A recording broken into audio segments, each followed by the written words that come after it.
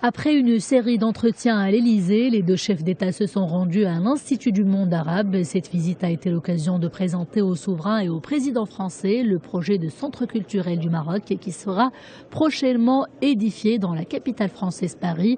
Priorité du Maroc, l'établissement sera construit sur un terrain de 320 mètres carrés. Il sera conçu avec une architecture contemporaine. L'objectif est d'en faire un carrefour de rencontres entre les cultures.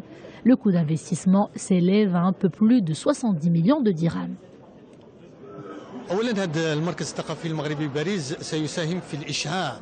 Premièrement, le Centre culturel marocain de Paris participera au rayonnement culturel du Royaume du Maroc à l'étranger. De ce point de vue, le centre constituera une base pour la promotion de l'activité artistique et culturelle nationale dans toutes ses formes. Il s'agit aussi de promouvoir l'héritage culturel national. Plus précisément, il participera à la concrétisation d'un programme culturel spécifique sur toute l'année, à l'intérieur et à l'extérieur de l'établissement.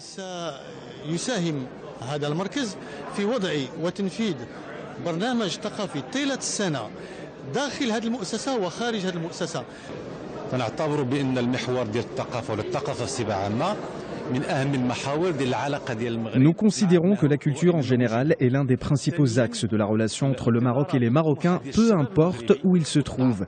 C'est aussi une réponse aux attentes et aux ambitions de la jeunesse marocaine, ainsi qu'à leur soif de disposer d'un centre dédié qui reflète le rayonnement culturel du Maroc et qu'il soit également un espace de dialogue et de rencontre. Enfin, nous sommes à Paris, nous sommes en France, plus d'1,5 million de Marocains résident ici, il est donc normal qu'un projet pareil voit le jour.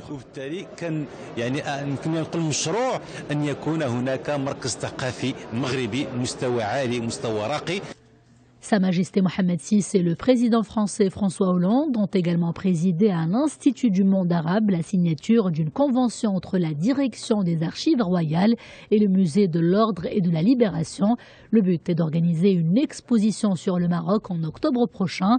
Ce sera à l'occasion du 60e anniversaire de l'indépendance du royaume. Après les expositions réussies sur le Maroc médiéval et le Maroc contemporain, cet événement représente une nouvelle occasion d'illustrer la singularité des relations entre Rabat et Paris.